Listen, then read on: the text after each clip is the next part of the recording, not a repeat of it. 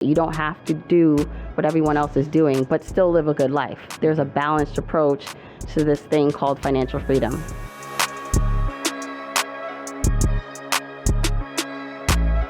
I realized that I didn't want to be a slave to the commute or to an office, which prompted me to look into personal finance. I knew that would be an option for me to leave the workforce early if I could optimize my finances.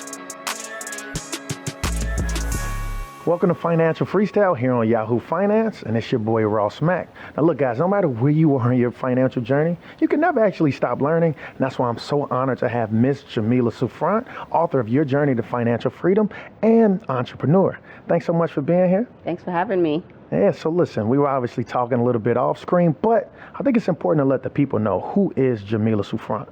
Listen, Jamila Souffrant is, I would say, a normal girl with above average ambitions, but that doesn't set me apart from, I think, everyone else. I think we all have ambitions for ourselves. So I was born on the beautiful island of Jamaica, immigrated here when I was pretty young, hence no accent, but was raised in Brooklyn and was taught a hard work ethic through my mom, who was a single mom, and I carried that with me as I grew up, like many people who are immigrants. And with that, got my education, started working, got into that, basically what the American dream was. You know, you get a job, you work until you can't work anymore, you get married, you have kids, and I did a lot of that. But I realized very early on in my career that I wasn't happy with a 9-to-5 or having a long commute. And so when I started to then have children after getting married and started planning what a family would look like, I realized that I didn't want to be a slave to the commute or to an office, which prompted me to look into personal finance. I knew that would be an option for me to leave the workforce early if I could optimize my finances, which led me to start the podcast Journey to Launch, which led me to my book, Your Journey to Financial Freedom, and leads me here with you today. I love it. So let's actually kind of keep it there, right? Because I worked in New York. I understand about that journey to and from work. But while you're making that journey, you really made the decision to say, you know what? I want to retire early, right? Let's actually talk about kind of your plan, what you did to set that up, and let's obviously go into the FIRE method. Right. So I was in this commute an hour and a half one way from Brooklyn to New Jersey. And it was fine when I didn't have kids. Hour and a half is Hour and insane, a half one way. And it started, traffic patterns actually started to get worse. So it would take longer after a certain point. Oh, you were driving? I was driving. Okay. And then, I got pregnant with my first child, and it really reminded me, this is not what I want to do. And I knew I wanted to have more kids. So I remember going to work and typing in, how do I quit my job? How do I retire early? And I didn't know what those things really meant, that I would find what I found, which was the FIRE movement. So the Financial Independence Retire Early movement. I found podcasts, I found blogs where average people, normal people working jobs were saving and investing aggressively and being able to exit the workforce. So I remember consuming all that content and being inspired, then going home to my husband at the time and saying, hey, what do you think of this idea? And really figured that if that was going to be my best way out. I had tried entrepreneurship on the side with my current job, but it wasn't working out. And so I thought, the best and safest bet is just optimize my finances, save and invest, which we did. So we were able to save and invest $169,000 in 2 years. And with that, because of what I was learning on my commute in the car, I was able to transfer that into my own platform and decided, let me share what I'm doing so that other people, if they're interested, could also learn, which is how the blog first came about and then the podcast. And as I started to share more, people loved my voice and how I was teaching about the concepts, which eventually allowed me to quit my job a lot earlier than I thought. And then a couple years later, I got my book deal and wrote my book. Well, one, I just got to say you're brave to even go onto your company computer and say, how do I quit my job? That would have got flagged by HR for me for sure. But no, that's amazing. So let's actually talk about how you were, over that course of 2 years, how you were even in a position, mindset-wise, financial-wise, to set aside and start investing over $170,000. So I think priming your environment is really important. So I never knew the FIRE movement or really being intentional with your finances was a thing. I thought you make good money, and I was making good money, and so was my husband. We were both earning good, hence the reason we were able to save as much as we did. But I didn't know that you can optimize your finances in a way in which you could save and invest more and be thoughtful about your expenses. And so when I realized that there was this thing called the FIRE movement, I was able to prime my environment, meaning in my car, spend an hour and a half to 2 hours learning. So I turned it into my classroom. That's awesome. And started listening to podcasts at work, sneaking, reading the blogs. Absolutely. Starting my budget. And I realized, let me apply what I'm learning to my life. And that's what essentially happened. I started budgeting, got my partner on board, and we were able to then optimize where we were spending our money, cut back in certain areas until we reached our goals, which were investing and maxing out every retirement account possible. But then also having this, what's the short-term and long-term vision for us, and making that come true. So I'm slightly familiar with the FIRE method, right? I did a Netflix doc called Get Smart with Money, and one of the gentlemen, the whole thing was about FIRE method, right? You kind of want to have 25x expenses. But to the audience, let's actually talk about what the FIRE method is, and then let's actually talk about how you and your husband were able to optimize. I would imagine you're working backwards some way.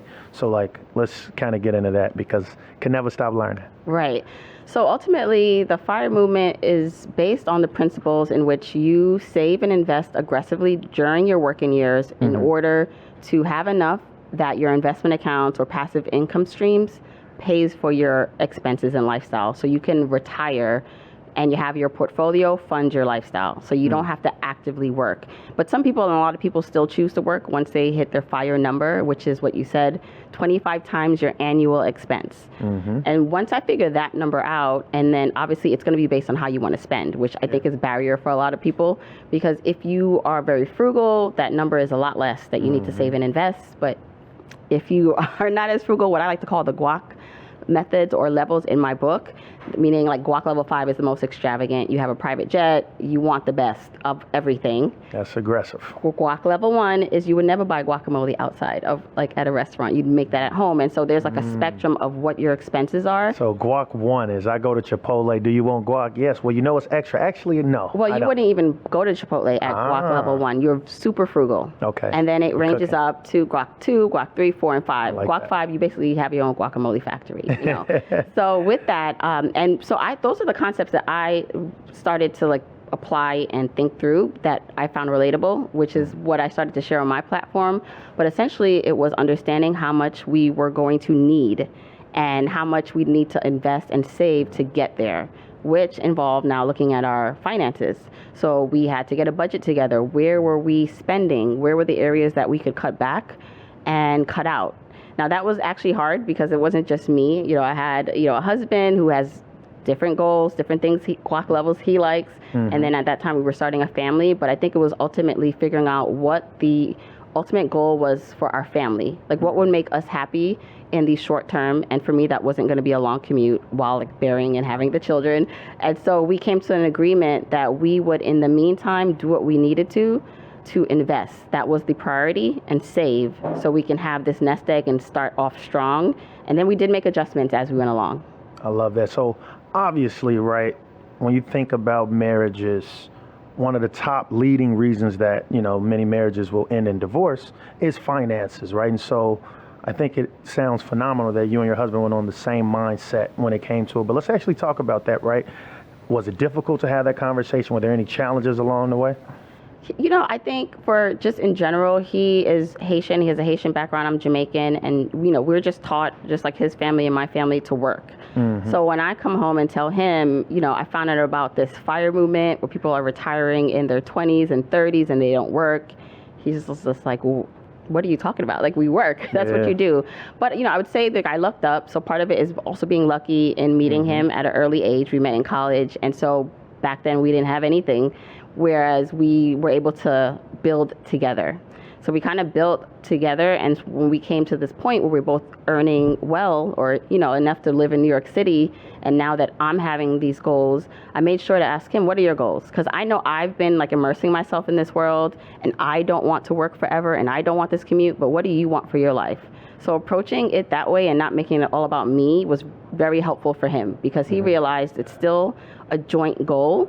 And I think he also understood that, for his wife to be happy, even though I was the breadwinner, I was earning more, that in order for this family to make it, we have to figure out a way in which we can both be happy. So it was really a meeting of the minds and making sure both our goals were met. I love that. So obviously this was a journey, right? And you not only took this journey to put you and your husband on a pathway to becoming financially free and being able to retire young, but let's actually talk about how you were able to take that and turn that into a business. Like, what was the mindset? How did you get started in podcasting? How did that look? I really didn't start Journey to Launch with the idea that it would one day be my vehicle to ride out while I'm on the journey still to financial independence. But I figured as I was listening to all the podcasts, reading the blogs, that there was a voice missing. And whenever I heard like a Black woman or a woman of color or just something that I could relate to, I was like so intrigued.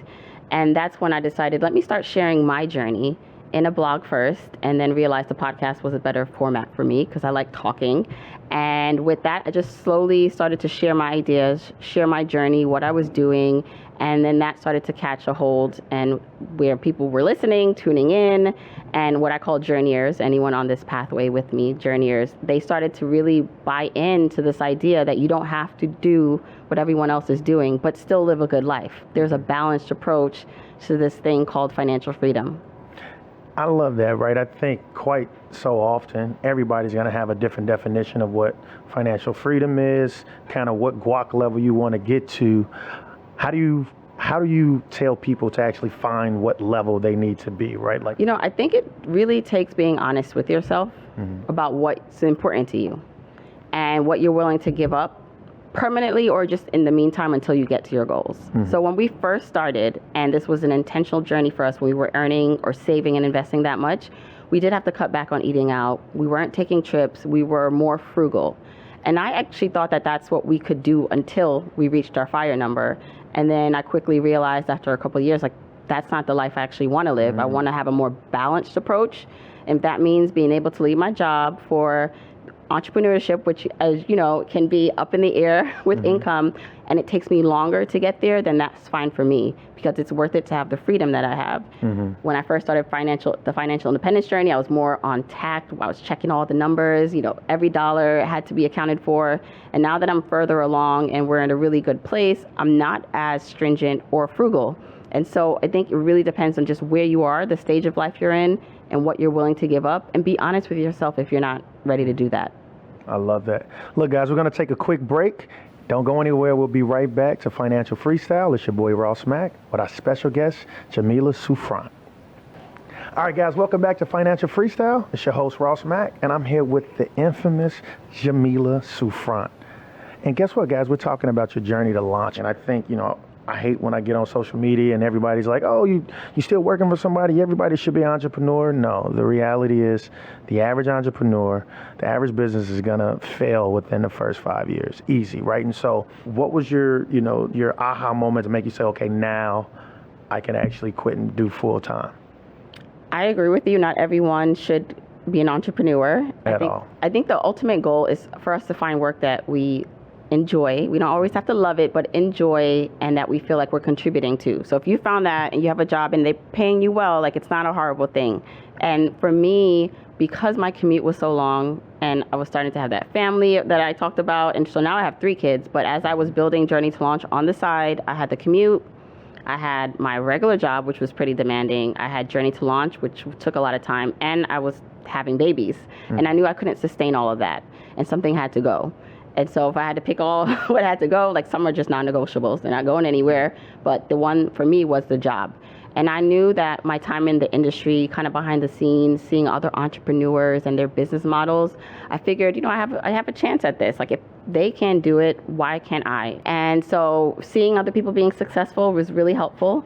And when I quit my job, Journey to Launch was not making money, but there was a projection where I thought if I do these things, it could work.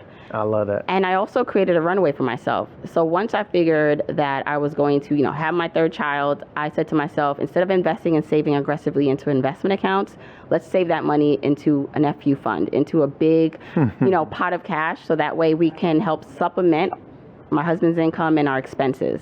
And that gave us about a year or 2 runway, depending on how we looked at our expenses, that I could try this thing out. And I said, worst case, I'll go back and get a job. Yeah. And so I think that's how I looked at it. It was a risk, but it was a calculated risk. I didn't just jump ship and do it. We had a mortgage, we had kids, so we had to really be smart about it. But ultimately, I think for anyone thinking about it is to like weigh the pros and cons and understand and be appreciative if you even do have a job, like what that brings you. Because, Absolutely. there's healthcare. These all these things that allowed me to be able to quit because I had a husband who I can go on his healthcare. Nice. So we had that emergency fund. If those things didn't exist, I would have maybe had a different route to where I am today. So people have to think through that stuff. You know what's so interesting about that concept, and I say this all the time, right? Not having that safety net really stifles your imagination. So I love the fact that you say, look, when I actually quit my job, I had a podcast. It wasn't making much money. However, there was a actual pathway to seeing money in the future. And I think, but the big thing you said was having that emergency fund and that FU fund. And I think not having that probably would have not allowed you to get to that next level. And I say this all the time, like there would be no Facebook had, Mark Zuckerberg come from a paycheck to paycheck household, right? Or obviously no Amazon if Jeff Bezos wasn't able to get a loan from his parents. And so I say that only to say, now that you learned that, how are you taking these learnings and now going into teaching, especially from a parenthood standpoint? Yes. So with having 3 kids, as you know, it's no easy feat. 3-kid gang. 3-kid gang. A lot of work. Kids see what you do more than, I mean, they hear you too, but they see it. Absolutely. And so I always, and with the book or just with my work, I realized that they know like daddy leaves and goes out the household to work, but then they saw mom, because I'm the one that has the more flexible schedule, so I'm doing the drop-offs and pickups. At some points they didn't understand that mommy also works. So I had to start like telling them, okay, I have interviews today, I'm writing my book, and they finally saw the book and they were able to go to the airport, Barnes and Nobles, all these places with me to see the actual book in the store, the libraries, their local library. And so I think communicating and showing them what it looks like to live a life that is not just centered like around them, but also my own goals, is hopefully teaching them that they can have their own goals. They have to work hard at it, but you can have your own life. You can have a successful life, because I think so many of our kids don't know like what we're doing. So apart from like specific financial lessons, I just think life lessons in general, we need to just share like, hey, like they might see you and like, wow, dad, I don't know how the mortgage is getting paid or how we live so nice, but it's just what it is. And I think I'm not saying like make them like feel the struggle if you don't need to, but it's more of like explaining, we have this because I did this. Mommy also worked in corporate America, but I took this risk and became an entrepreneur. And so just talking them through those things, I think has helped them see where I've come from. Yeah, I think it's very important that kids truly understand the value of a dollar, right? My oldest is 4, my youngest is 1.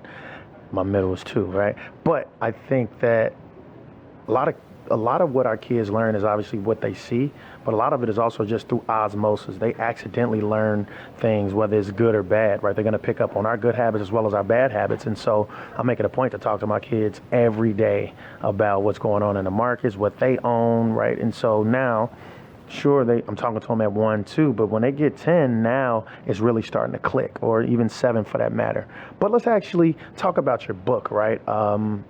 Congratulations on that. Thank you. Put it out, a year ago? Yep, last year. So let's talk about it. What should the viewers think about when they see your book on the shelf?